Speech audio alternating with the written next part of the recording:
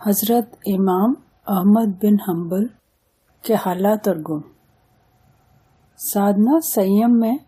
آپ کا استھان اتنت اچت اور آپ بدھمان اور پرتیبھاشالی ہونے کے ساتھ ساتھ مستجاب الدعوات یعنی جس کی اللہ دعا قبول کر لیتا ہے بھی تھے، اور ورودھیوں نے آپ پر جو تہمتیں باندھی ہیں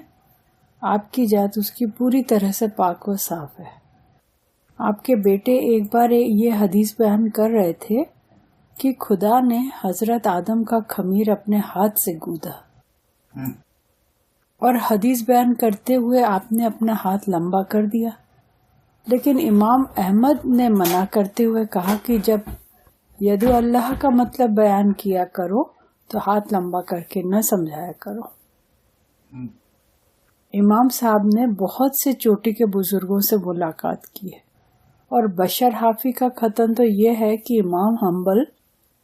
مجھ سے 1000 درجہ شریشٹھ ہے، کیونکہ میں تو کیول اپنے ہی واسطے حلال رزق کی کوشش کرتا ہوں، لیکن وہ اپنے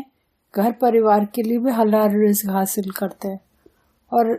حضرت سری سکتی صاحب کا کہنا ہے کہ موت جلا نے آپ کے اوپر جتنے وینگ کیے ہیں، موت کے سمے آپ ان سبھی چیزوں سے پاک تھے۔ جیسے بغداد کے موتزلہ نے ہنگامہ کھڑا کر کے یہ چاہا کہ آپ کسی طرح یہ مان جائیں کہ قرآن مخلوق ہے، اس سلسلے میں دربار سے بہت کڑی سزائیں بھی دی گئیں، یہاں تک کہ جس سمے آپ کو 1000 کوڑے لگائے جا رہے تھے تو اچانک آپ کا کمر بند کھل گیا، لیکن گیپ سے 2 ہاتھ نکلے اور کمر بند باندھ کر غائب ہو گئے، مگر اپنی کڑی یاتناؤں کے باوجود آپ نے قرآن کو مخلوق نہیں بتایا۔ جب آپ چھوٹ گئے تو لوگوں نے پوچھا کہ جن شاشکوں نے آپ کو اتنی گھور یاتنائیں دی ہیں ان کے لیے آپ کی کیا رائے ہے؟ تو آپ نے فرمایا کہ وہ مجھے اپنے وچار کے انوسار گمراہ سمجھتے ہیں، اس لیے ساری تکلیفیں کیول خدا کے لیے دی گئی ہیں، اس لیے میں قیامت میں ان سے کوئی بدلہ نہیں لوں گا۔ کہا جاتا ہے کہ کسی نوجوان کی ماں کے ہاتھ پاؤں شتھل ہو گئے، اور جب اس نے اپنے بیٹے کو دعا کے لیے آپ کے پاس بھیجا تو آپ نے حال سن کر وضو کر کے نماز شروع کر دی، اور جب وہ نوجوان گھر پہنچا تو اس کی ماں ٹھیک ہو چکی تھی اور سویم اس نے آ کر دروازہ کھولا۔ آپ دریا کے کنارے وضو کر رہے تھے اور وہیں ایک ویکتی اونچائی پر بیٹھا ہوا وضو کر رہا تھا، لیکن آپ کو دیکھ کر آدر ہیتو نیچے آ گیا۔ پھر اس کے دیہانت کے بعد کسی نے سپنے میں دیکھ کر پوچھا کہ کس حال میں ہو؟ اس نے کہا کہ اللہ نے کیول اس آدر سمان کے کارن جو میں نے امام حنبل کے وضو کرتے سمے کیا تھا مغفرت کر دی۔ کیا معلوم کیا ہوتا ہے، کسی نے اللہ شبد کاغذ کے ٹکڑے پہ رکھا، دیکھا، اس کو اٹھا کے اوپر رکھ دیا، اسی میں ہی وہ مکتی مل گئی اس کو۔ آپ فرمایا کرتے تھے کہ میں جنگل میں راستہ بھول گیا، اور جب ایک عربی سے معلوم کرنا چاہا تو وہ پھوٹ پھوٹ کے رونے لگا۔ مجھے خیال ہوا کہ شاید یہ فاقہ سے ہے، اور جب میں نے کھانا دینا چاہا تو وہ بہت ناراض ہوا، کہنے لگا اے امام احمد حنبل، کیا تجھے خدا پر بھروسہ نہیں جو خدا کی طرح مجھے کھانا دینا چاہتا ہے جبکہ تو سویم راہ سے بھٹکا ہوا ہے؟ مجھے خیال آیا کہ اللہ تعالیٰ نے اپنے نیک بندوں کو کہاں کہاں چھپا رکھا ہے۔ وہ میری نیت کو بھاپ کر بولا کہ خدا کے بندے تو ایسے ہی ہوتے ہیں کہ یدی وہ ساری دھرتی کو سونا بن جانے کے لیے کہیں تو پوری دھرتی سونا بن جائے، اور میں نے جب نگاہ اٹھائی تو پورا ریگستان سونے کا نظر آیا، اور گیپ سے آواز آئی کہ یہ ہمارا پریہ بندہ ہے، اور یدی یہ کہہ دے تو ہم پورا عالم کو لٹ پلٹ کر دیں۔ اتھا تجھے اس بات کا شکر ادا کرنا چاہیے کہ تیری ملاقات ایسے بندے سے ہو گئی، لیکن آج کے بعد اسے کبھی نہ دیکھ سکے گا۔ آپ کے بیٹے حضرت صالح وہ اصفہان کے قاضی تھے، اور ایک بار امام حنبل کے سیوک نے حضرت صالح کے مطبخ میں سے خمیر لے کر روٹی تیار کی، اور جب روٹی امام صاحب کے پاس بھیجی تو آپ نے پوچھا کہ یہ اتنی موٹی کیوں ہے؟ سیوک نے پوری بات بتا دی تو آپ نے فرمایا کہ جو ویکتی اصفہان کا قاضی رہا ہو اس کے یہاں سے خمیر کیوں لیا؟ اتہ یہ روٹی میرے کھانے کے یوگی نہیں ہے، اور یہ کسی فقیر کے سامنے پیش کر کے پوچھ لینا کہ اس روٹی میں خمیر تو صالح کا ہے اور آٹا احمد بن حنبل کا، یدی تمہاری طبیعت کرے تو لے لو۔ لیکن 40 دن تک کوئی مانگنے والا نہیں آیا تو روٹیوں میں گندھ آنے لگی، تو سیوک نے دزلہ میں پھینک دی۔ لیکن امام صاحب کے تقوی کا یہ حال تھا کہ اس دن سے دجلہ کی مچھلی نہیں کھائیں، اور آپ لوگوں سے فرمایا کرتے تھے کہ جس کے پاس چاندی کی سرمے دانی ہو اس کے پاس بھی مت بیٹھو۔ ایک بار امام حنبل حدیث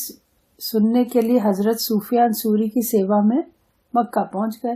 اور روزانہ آپ کے یہاں حاضری دیتے تھے۔ ایک دن اتفاق سے جب آپ وہاں نہیں پہنچے تو حضرت ابو سفیان نے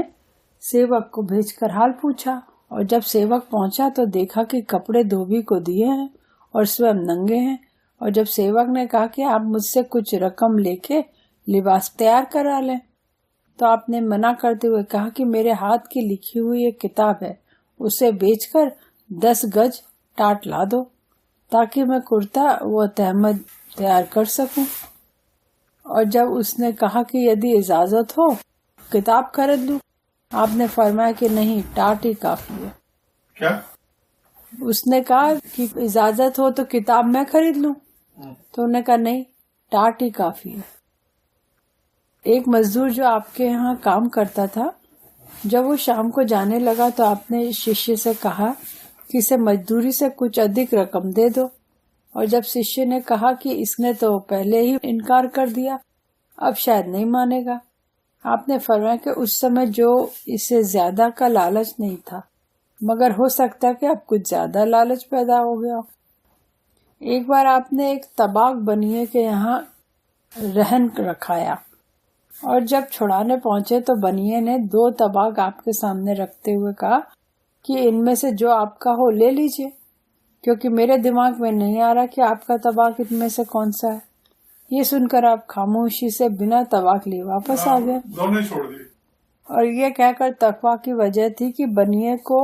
وہ کیوں یاد نہ رہا کہ ان میں سے کون سا میرا طباق ہے۔ حضرت عبداللہ بن مبارک سے ملنے کے بڑے ہی اچھک رہتے تھے آپ، اور اتفاق سے ایک دن وہ آپ کے یہاں سویم ہی تشریف لے آئے، اور جب صاحبزادے نے ان کے آنے کی خبر پوچھی تو امام صاحب خاموش ہو گئے اور ملاقات کے لیے باہر نہیں نکلے، اور جب صاحبزادے نے پوچھا کہ آپ کو تو بڑی تمنا تھی، پھر ملاقات کیوں نہیں کر رہے، تو انہوں نے فرمایا کہ مجھے یہ بات سوجھ گئی تھی کہ ملاقات کے بعد آپ کی خوش خلقی کے کارن کہیں آپ کی زدائی میرے لیے پریشانی نہ بن جائے، اس لیے طے کیا کہ آپ سے ایسی جگہ ملاقات کروں گا جہاں سے زدائی کی سمبھاونا باقی نہیں رہے۔ یہ بزرگوں کا ایسے حال ہے، شرعی کبھی بھوک لگتی ہے روٹی منگا لیتے ہیں، اور روٹی آ جاتی ہے تو کہتے ہیں نہیں کھائیں گے، کیوں کہ اچھا کر دی تھی میں نے۔ شرعی مسائل تو آپ سویم بتا دیا کرتے تھے، لیکن مسائل طریقت کے سلسلے میں لوگوں کو 1000 بشر حافی کی سیوا میں بھیج دیتے تھے، اور پرایہ فرمایا کرتے تھے کہ میں نے خدا سے بھے مانگا تو اس نے اتنا بھے پردان کیا کہ مجھے عقل جانے کا خطرہ پیدا ہو گیا۔ پھر فرمایا کہ اللہ تعالیٰ نے مجھ سے فرمایا کہ تجھے میری سمیپتا کیول قرآن سے حاصل ہو سکتی ہے۔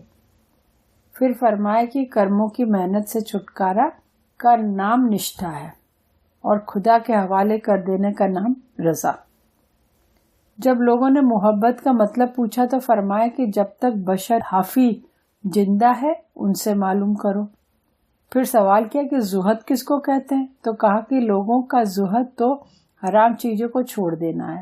اور خاص لوگوں کا زہد حلال چیزوں سے ادھکتا کی حوث نہیں کرنا ہے، اور عارفین کے زہد کو خدا کے سوا کوئی نہیں جانتا۔ پھر سوال کیا کہ جو زاہل صوفیہ مسجد میں متوکل بن کر بیٹھ جاتے ہیں اس کے بارے میں کیا رائے ہے، تو آپ نے فرمایا کہ ایسے لوگوں کو غنیمت سمجھو، کیونکہ علم کی وجہ سے انہوں نے توکل کو اپنایا ہے۔ اور جب لوگوں نے کہا کہ یہ تو کیول روٹیاں حاصل کرنے کا ایک بہانہ ہے، تو آپ نے فرمایا کہ دنیا میں کوئی جماعت بھی روٹیوں سے بے نیاز نہیں. بے نیاز مانے الگ، توکل مانے اس کی مرضی میں خوش رہنا. دیہانت کے سمے جب صاحبزادے نے طبیعت پوچھی تو کہا کہ جواب کا سمے نہیں ہے، بس یہ دعا کرو کہ اللہ تعالیٰ ایمان پر خاتمہ کر دیں، کیونکہ ابلیس مجھ سے کہہ رہا ہے کہ تیرا ایمان ثابت لے جانا میرے دکھ کا کارن ہے، اور دم نکلنے سے پہلے مجھے سلامتی ایمان کے ساتھ مرنے کی آشا نہیں، اللہ تعالیٰ اپنا فضل کر دیں. یہ کہتے کہتے روح پرواز کر گئی. ان للہ و انا الیہ راجعون. محمد بن خزیمہ بیان کرتے ہیں کہ دیہانت کے بعد میں نے سپنے میں ان کو دیکھا کہ وہ لنگڑا کر چل رہے ہیں، اور جب میں نے معلوم کیا کہ کہاں جا رہے ہیں تو فرمایا کہ دارالسلام میں. اور جب میں نے کیا کہ خدا تعالیٰ نے کیا معاملہ کیا تو بولے، انہوں نے فرمایا کہ دنیا میں یوں تو سانسارک جیون میں بہت یاتنائیں جھیلی، لیکن قرآن کو مخلوق کبھی نہیں کہا، بس اسی کے بدلے میں میری مغفرت ہو گئی اور مجھے بڑے بڑے درجے پردان کیے.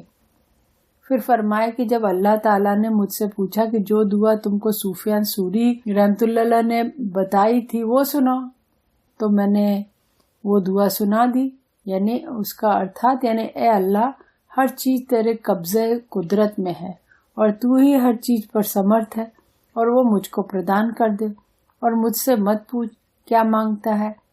پھر اللہ تعالیٰ نے فرمایا کہ اے احمد، یہ جنت ہے، اس میں داخل ہو جا، اور میں داخل ہو گیا.